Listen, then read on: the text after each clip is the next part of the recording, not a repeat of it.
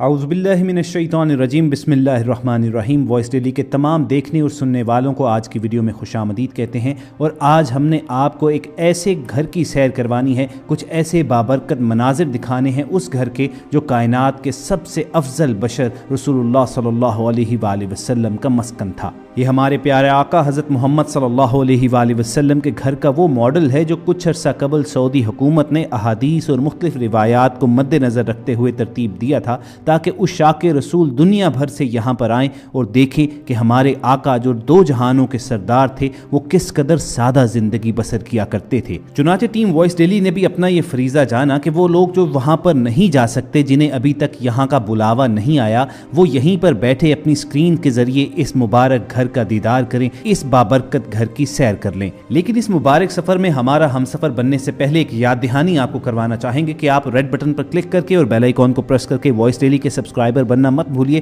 تاکہ ایسی تاریخی، علمی اور اسلامی ویڈیوز آپ کو روزانہ کی بنیاد پر ملتی رہیں۔ خواتین و حضرات، آپ کی نظروں کے سامنے یہ اس گھر کا ماڈل ہے کہ کائنات کی تمام رحمتیں اور برکتیں سب سے زیادہ اسی گھر پر برسیں۔ اس مقدس مسکن کا اگر جائزہ لیا جائے تو سب سے پہلی جو چیز ہماری نگاہوں کو اپنی جانب متوجہ کرتی ہے وہ ہے اس گھر کی سادگی۔ ایک لمحے کو تصور کریں کہ ہمارے پیارے آقا کے زمان و مکان جن کی دسترس میں تھے، جو نہ صرف اس ظاہری جہاں بلکہ دوسرے جہانوں کے بھی سردار تھے، اور اگر مختصراً کہا جائے تو وجہ تخلیق کائنات تھے، تو وہ اس دنیاوی زندگی کو کیا حیثیت دیتے تھے۔ سب سے پہلا منظر جو آپ کی اسکرین پر ہم شیئر کر رہے ہیں، اس سے آپ کو اندازہ ہوگا کہ رسول اللہ صلی اللہ علیہ وآلہ وسلم کے گھر کی ساخت کیسی تھی، اس کا سٹرکچر اور اس کا ڈیزائن کیسا تھا۔ اگر آپ اس ماڈل ہاؤس کا جائزہ لیں تو آپ کو معلوم ہوگا کہ گھر کے مرکزی دروازے یعنی داخلی راستے کے بالکل ساتھ ایک چھوٹا سا احاطہ تھا جس کے ایک کونے پر ایک چارپائی اور زمین پر ایک تلائی بچھی ہوئی تھی، اور روایات یہ بتاتی ہیں کہ یہی وہ بابرکت کونا تھا جہاں ہمارے پیارے آقا حضرت محمد صلی اللہ علیہ وآلہ وسلم واپس آنے کے بعد استراحت فرمایا کرتے تھے، یعنی آرام کرتے تھے۔ اسی احاطے کے دوسرے کونے پر کھانا پکانے کے برتن وغیرہ اور آٹا پیسنے کے آلات وغیرہ پڑے ہوتے تھے، اور اس کے کونے پر پانی کا ایک کچا گھڑا پڑا ہوتا تھا جس میں آپ کے غلام بیر غرس، بیر سقیہ اور مالک بن نظر کے کنویں سے آپ کے لیے ٹھنڈا میٹھا پانی لایا کرتے اور ان گھڑوں میں بھر دیتے۔ اور جب آپ صلی اللہ علیہ وآلہ وسلم کے لیے گھر میں پانی لایا جاتا تو اس کے بعد ایک مشکیزے میں ڈال کر اسے مزید ٹھنڈا کیا جاتا۔ گھر کے مرکزی داخلی دروازے کے ساتھ یہ جو احاطہ موجود ہے، آپ نے ایک چارپائی اور تلائی نما بستر بچھے ہوئے دیکھا تھا۔ اسی کونے میں بھی ایک آپ کو چمڑے کی بنی مشک بھی نظر آئے گی، یہی وہ مشک ہے کہ جس میں رسول اللہ صلی اللہ علیہ وآلہ وسلم کے پینے کا پانی رکھا جاتا تھا۔ اور خواتین و حضرات، اب بڑھتے ہیں گھر کے اندرونی حصے کی جانب۔ آپ کو احاطے میں ایک داخلی دروازہ بھی نظر آ رہا ہوگا، یہی وہ راستہ ہے کہ جس کے ذریعے رسول اللہ صلی اللہ علیہ وآلہ وسلم اپنے گھر کے اندرونی حصے کی جانب آیا جایا کرتے تھے۔ دوستو، اب اپنی سکرینز پر جو آپ منظر دیکھ رہے ہیں یہ کاشانہ نبوت کا اندرونی نظارہ ہے۔ یہ جو آپ کو سکرین پر روشنیاں نظر آ رہی ہیں، یہ تو ظاہر سی بات ہے کہ سعودی حکومت نے اس اندرونی حصے کو روشن کرنے کے لیے ان برقی کمکموں کا بندوبست کیا ہے، لیکن رسول کریم صلی اللہ علیہ وآلہ وسلم کی اس ظاہری حیات طیبہ میں اس حصے میں ایک آلہ ہوا کرتا تھا جن میں چراغ دھرا جاتا تھا جو سر شام جلا دیا جاتا۔ اس حصے کی کچی چار دیواری میں آپ کو نظر آ رہا ہوگا کہ فرش پر کھجور کی چٹائیاں دھری ہوئی ہیں۔ ان چٹائیوں کے ایک جانب چارپائی نما ایک چیز پڑی ہے جن پر استراحت فرمانے کا انتظام ہے، اور ساتھ ہی زمین پر ٹاٹ دھرا ہوا ہے۔ کائنات کے سب سے افضل بشر، دو جہانوں کے سردار ہمارے پیارے آقا محمد صلی اللہ علیہ وآلہ وسلم کی یہ عادت مبارکہ تھی کہ وہ نرم بستر پسند نہیں فرمایا کرتے تھے، اور اکثر اوقات عبادات کرنے کے بعد آپ زمین پر ہی لیٹے رہتے۔ اور ذرا آقا صلی اللہ علیہ وآلہ وسلم کے اس گھر کے اندرونی حصے کی چھت کا نظارہ کیجئے کہ ان پر کھجوروں کی چھال دھر کر اس پر سائے اور پردے کا انتظام فرمایا گیا ہے۔ کاشانہ نبوت کے اندرونی حصے کا جائزہ لیتے ہوئے اگر آپ سامنے دیکھیں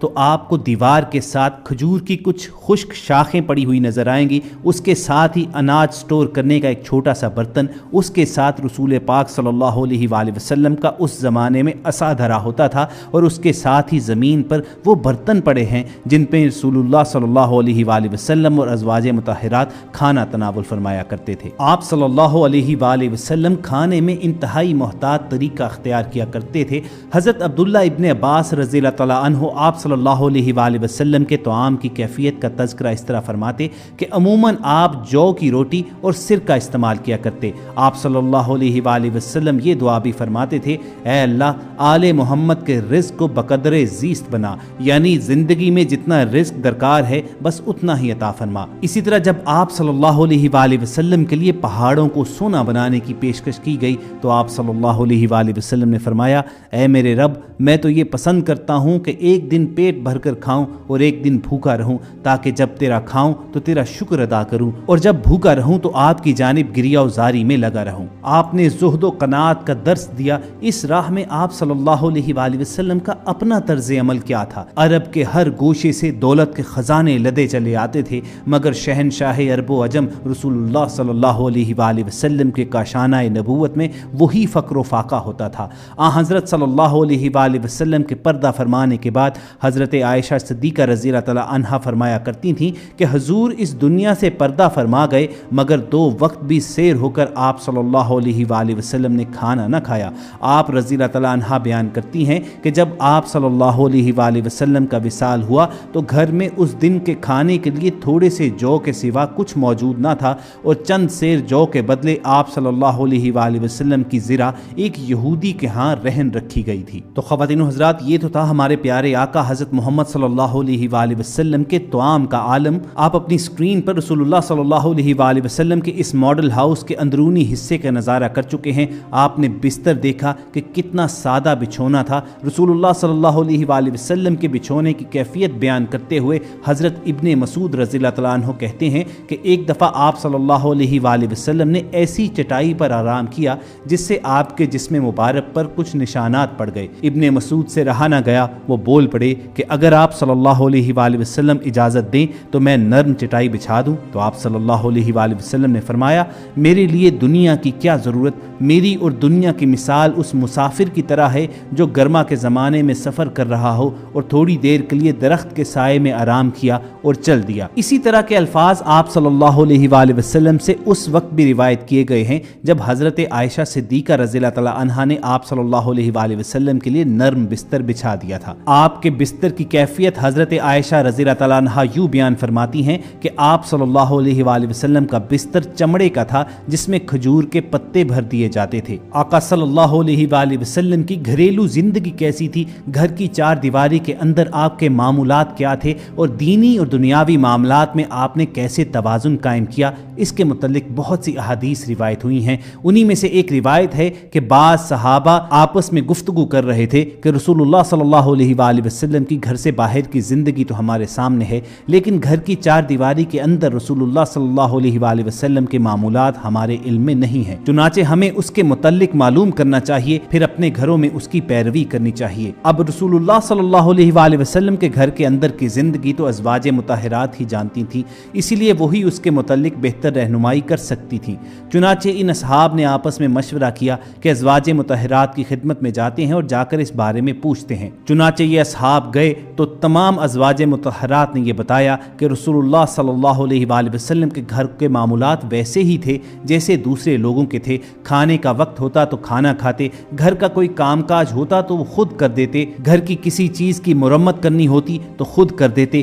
کوئی جوتا گانٹھنا ہوتا تو وہ گانٹھ دیتے، چارپائی سیدھی کرنی ہوتی تو کر دیتے، کسی کام میں ازواج مطہرات کا ہاتھ بٹانے کی ضرورت ہوتی تو ہاتھ بٹا دیتے۔ گویا نبی کریم صلی اللہ علیہ وآلہ وسلم نے بھی ایک بھرپور خاندانی زندگی گزاری، جس طرح رسول اللہ صلی اللہ علیہ وآلہ وسلم کی زندگی کے دوسرے پہلو ہمارے لیے آئیڈیل ہیں، اسی طرح خاندانی معاملات میں آپ کی خانگی زندگی بھی ہمارے لیے مشعل راہ ہے۔ ہم نے ہر معاملے میں جناب رسول اللہ صلی اللہ علیہ وآلہ وسلم کی زندگی کو دیکھنا ہے اور انہی کی طرز زندگی کی پیروی کرنی ہے۔ اللہ رب العزت نے قرآن کریم کی سورۃ الاحزاب میں یہی بات فرمائی ہے کہ تمہارے لیے رسول اللہ صلی اللہ علیہ وآلہ وسلم کی ذات بہترین نمونہ ہے۔ ہمارے پیارے آقا محمد صلی اللہ علیہ وآلہ وسلم کی سیرت مبارکہ در حقیقت قرآن پاک کی عملی تفسیر ہے۔ جو کچھ قرآن میں ہے وہ سب مجسم ہو کر آپ صلی اللہ علیہ وآلہ وسلم کی زندگی میں نظر آیا۔ چنانچہ چند صحابی حضرت عائشہ صدیقہ ملیکہ کی خدمت میں حاضر ہوئے اور عرض کی